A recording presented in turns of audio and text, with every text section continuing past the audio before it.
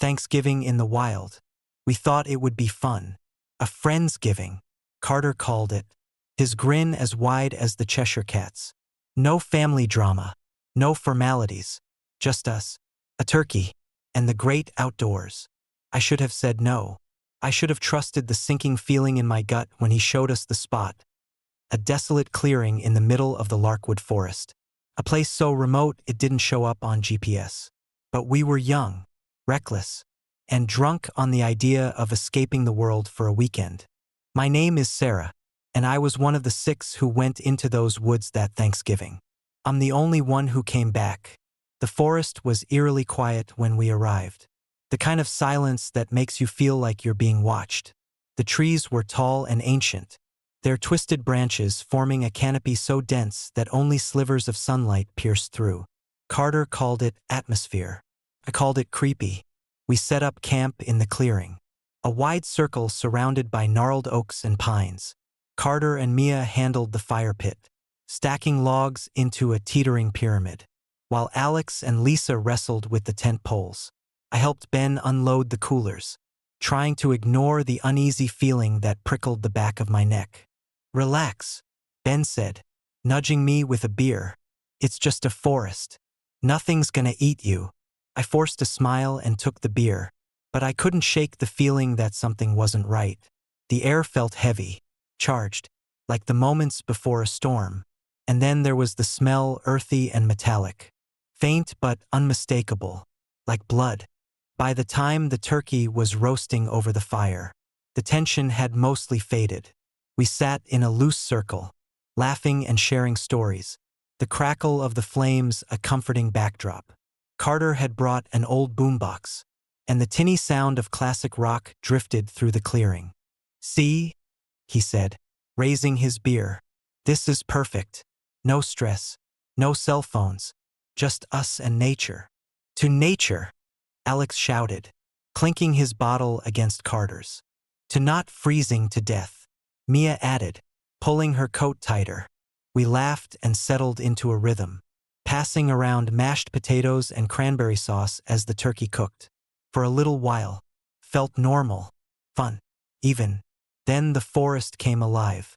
It started with the wind, a sudden, howling gust that snuffed out the fire and sent the boombox skittering across the ground. The trees swayed violently, their branches creaking and groaning like tortured wood. Leaves and dirt whipped through the air, stinging my face as I scrambled to grab the nearest flashlight. "What the hell?" Carter shouted, shielding his eyes. "Just the wind," Alex said, though his voice wavered. But it wasn't just the wind. The shadows at the edge of the clearing seemed to move, shifting and coalescing into shapes that didn't make sense. Shapes that weren't human. The first figure stepped out of the darkness, its form twisted and unnatural. It looked like a man, but its skin was bark, its fingers long and gnarled like branches. Moss and vines clung to its body, and its eyes, its eyes glowed a sickly green, like fireflies caught in tar. More of them emerged, one by one, until the clearing was filled with these things. They moved slowly, deliberately, their footsteps silent despite their size. They surrounded us, their glowing eyes locking onto each of us in turn. "What do we do?" Mia whispered, clutching my arm. "Don't move," Carter hissed. "Maybe they'll go away." But they didn't. One of the creatures stepped closer, tilting its head as if studying us. Its jaw opened, revealing jagged, splintered teeth. And then it spoke. "You feast while the land suffers," it said, its voice low and guttural, like the groan of a felled tree. "You take, and take, and take." Couldn't breathe, couldn't think. The words hung in the air, heavy and accusing. We didn't do anything," Carter stammered, holding his hands up. "We're just camping, man, that's all." The creature's glowing eyes narrowed. "This land remembers. The blood you spill, the roots you tear, the rivers you poison. It remembers." Another gust of wind swept through the clearing, and I heard it then, the whispers, dozens of voices, faint and mournful, rising from the trees and the earth. "Run, I said, my voice barely a whisper. But it was too late. The creatures attacked as one, moving faster than anything that size should be able to. The first one grabbed Alex, its bark-covered hands closing around his neck like a vice. He screamed, kicking and clawing, but it lifted him effortlessly, slamming him into the ground. The sound of his skull cracking echoed through the clearing. Mia and I ran, ducking between the trees as the screams of our friends filled the air. I glanced back and saw Carter swinging a burning log at one of the creatures, only to be impaled on a branch that had sprouted from its chest. "Don't stop," Mia cried, pulling me forward. We ran blindly, the forest blurring around us. The whispers grew louder, angrier, until it felt like they were inside my head, tearing at my thoughts. The ground beneath us shifted, roots and vines bursting through the soil, trying to ensnare our feet. Then Mia screamed. A vine wrapped around her ankle, yanking her to the ground. I grabbed her arms, trying to pull her free, but the vines were too strong. They wrapped around her legs, her waist, her neck, pulling her into the earth. "Sarah, help me," she sobbed, her nails digging into my wrists. "I'm trying," I screamed, tears streaming down my face. The ground swallowed her whole, her screams cutting off abruptly as the soil closed over her head. I stumbled back, shaking, the whispers now a deafening roar.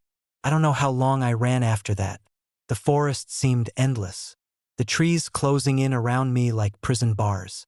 My flashlight flickered and died, leaving me in darkness so thick I could barely see my hands. Eventually, I stumbled into another clearing, collapsing onto the ground. The creatures were gone, but the whispers remained, constant, maddening hum in the back of my mind.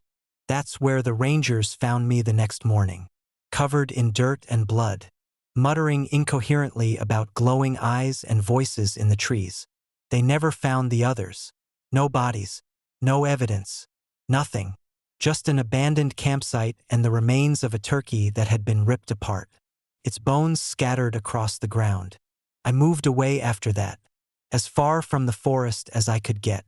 But every Thanksgiving, I hear them again, the whispers, faint but unmistakable, rising from the soil, and I know they're waiting for the day I come back. Story number 2. Thanksgiving Shadows. They say old houses have memories, that the walls absorb the lives of the people who live there, their joys, their sorrows, their fears. I never used to believe that, but after what happened during Thanksgiving of 2017, I know better. My name is Rachel Carter, and I don't like Thanksgiving anymore, not since that night. We moved into the house a week before Thanksgiving. My parents had been talking about leaving the city for years, and when Dad inherited his late uncle's estate in upstate New York, they saw it as a sign. The house was huge, a sprawling Victorian with steep gables, stained glass windows, and a wraparound porch. It was the kind of place people called charming or full of character. To me, it just looked haunted. "It's perfect," Mom said, spinning around the foyer. "Can't you just see us here, Rachel? A real home. I could see us there. All right, trapped like characters in a bad horror movie." The first few days were fine, if you didn't count the strange noises. The floors creaked constantly, even when no one was walking on them, and the old pipes groaned like a dying animal. It was an old house. These things were to be expected. At least, that's what Dad said. But then there was the attic.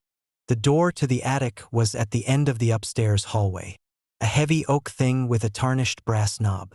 I avoided it as much as possible, but sometimes, at night, I'd hear footsteps up there, slow, deliberate footsteps, like someone pacing back and forth.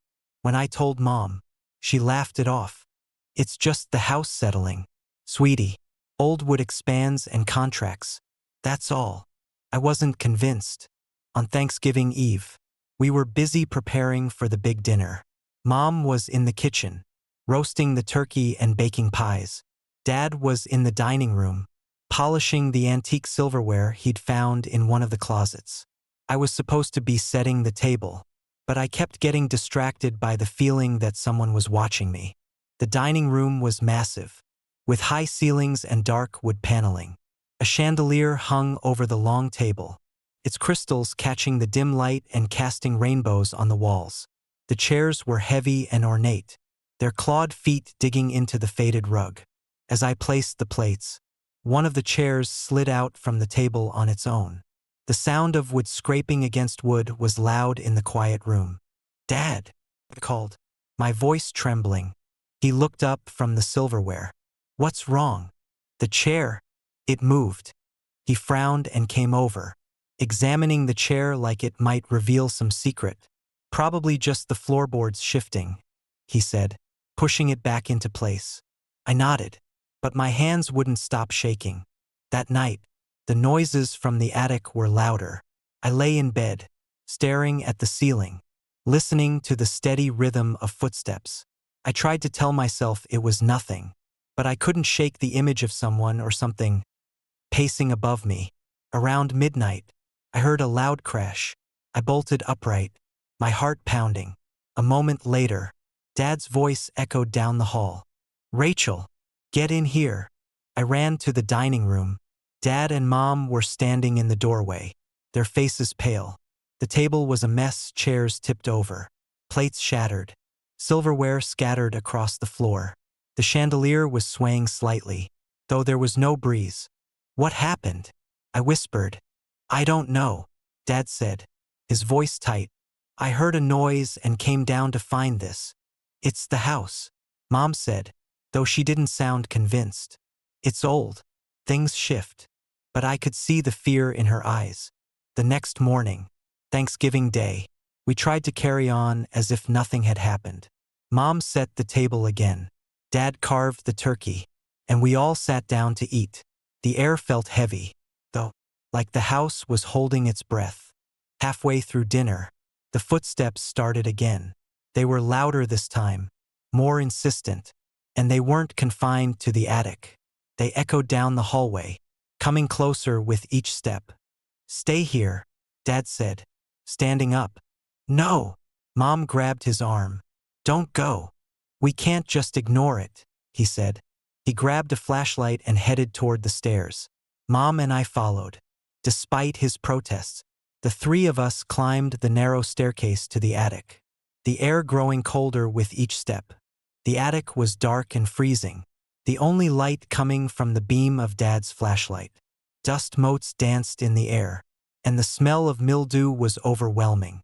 Old furniture and trunks were stacked haphazardly, their shapes casting eerie shadows on the walls. And then we saw it. In the center of the attic floor was a dark stain, large and irregular, like something had seeped into the wood. Surrounding it were scratches, deep grooves carved into the planks, as if someone had tried to claw their way out. "What the hell is this?" Dad muttered. Before anyone could answer, the door slammed shut behind us. The sound echoed like a gunshot, and the temperature plummeted. My breath came out in white puffs as I spun around, searching for the source of the cold. That's when I saw them. They emerged from the shadows, their faces pale and blurred, their eyes hollow pits. There were 4 of them, a man, a woman, and 2 children. Their clothes were old-fashioned, stained with dark patches that looked suspiciously like blood. The man stepped forward, his hand outstretched. His lips moved, but no sound came out.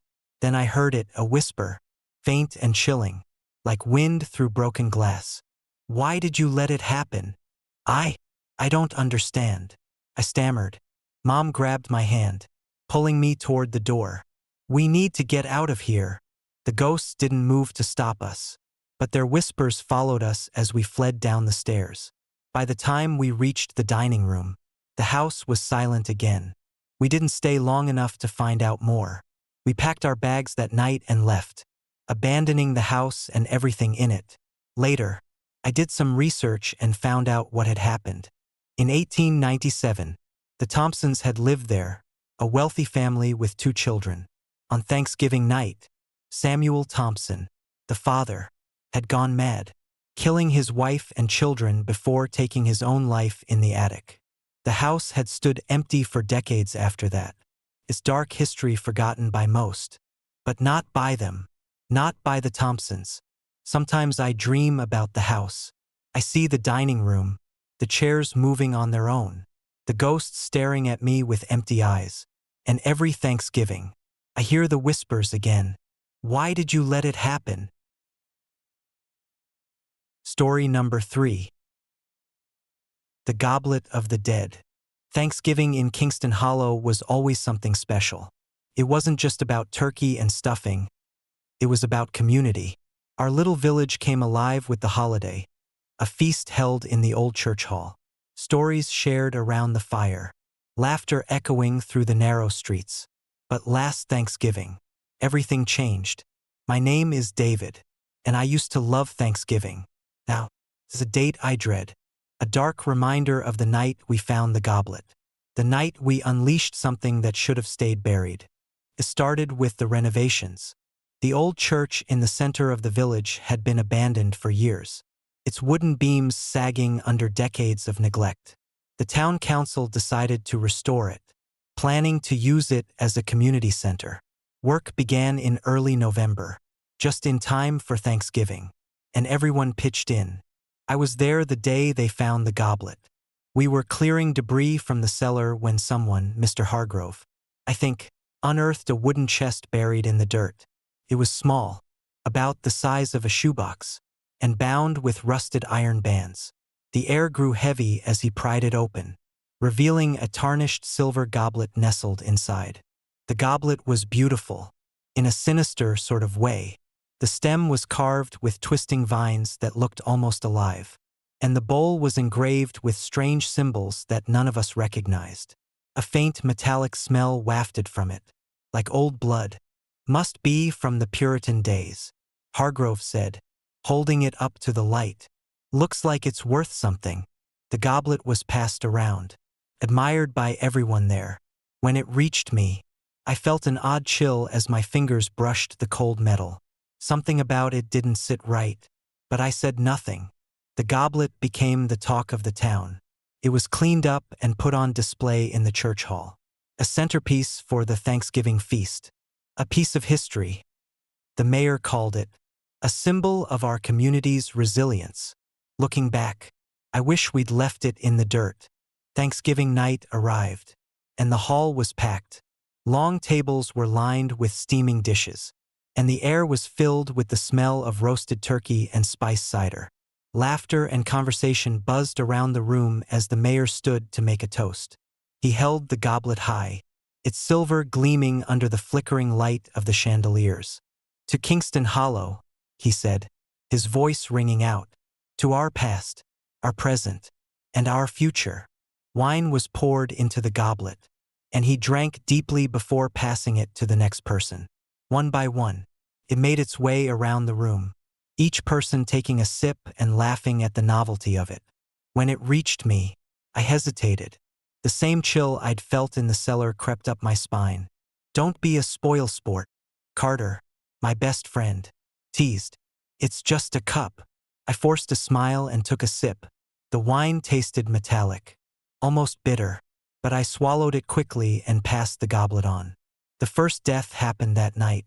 Mrs. Connolly, one of the oldest residents in the village, collapsed just as dessert was being served. At first, we thought it was a heart attack. She was in her 70s, after all, but then we saw her face. Her eyes were wide with terror, her mouth twisted into a silent scream. Her hands clawed at her throat as if she were choking, but there was nothing there. By the time the doctor arrived, she was already gone. It's a tragedy, the mayor said, shaking his head. But she was old. These things happen. But it didn't stop with her.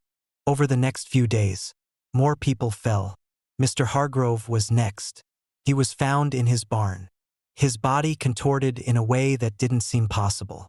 The look on his face was the same as Mrs. Connolly's, eyes wide, mouth open, frozen in a moment of pure horror. Then it was Carter. He'd been fine the night before, joking about how much pie he'd eaten.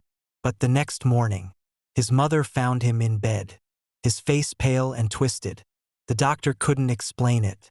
No signs of a struggle. No cause of death. Just gone. By the end of the week, 6 people were dead. 6 people who had all drunk from the goblet. Panic spread through Kingston Hollow like wildfire. Some people blamed the wine. Others whispered about poison. But I knew the truth. I'd seen the shadows. They came at night, slipping through the village like smoke. I'd catch glimpses of them from my bedroom window, tall, dark figures with hollow eyes that glowed faintly in the moonlight. They lingered outside the homes of the people who had used the goblet. Waiting, I tried to tell my parents, but they didn't believe me. "You're just scared," Mom said, patting my hand. "It's all coincidence." But it wasn't. Deep down, I think she knew it too. The final straw came when I saw the goblet move. It was still sitting in the church hall, untouched since the feast. But one night, as I walked past the building, I saw it. The goblet was glowing faintly, a soft, eerie light pulsing from its surface. It slid across the table on its own, spinning slowly, as if something unseen was holding it. I ran home, my heart pounding, and locked my door. That night, I dreamed of the cellar, of the chest, of the goblet, and of the people who had been buried with it. The next morning, I went back to the church. The hall was empty, the goblet still sitting on the table. I could feel its presence, heavy and malevolent, like it was watching me. I grabbed it with trembling hands and ran to the edge of the forest. There was an old well there, long abandoned and overgrown. Without thinking, I hurled the goblet into the darkness and listened as it clanged against the stones, the sound fading into silence. For a moment, the air seemed lighter, the shadows lifted, but as I turned to leave, I heard it, a faint, metallic whisper rising from the well. "You cannot bury the past. I don't know if it's over." The death stopped after that. But sometimes, late at night, I feel the same chill I did when I first touched the goblet. And when the wind howls through the village, I hear the whisper again. "You cannot bury the past."